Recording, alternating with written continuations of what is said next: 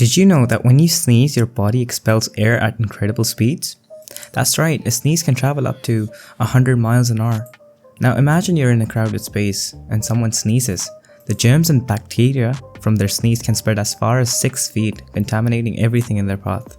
That's why it's so important to cover your mouth when you sneeze or cough.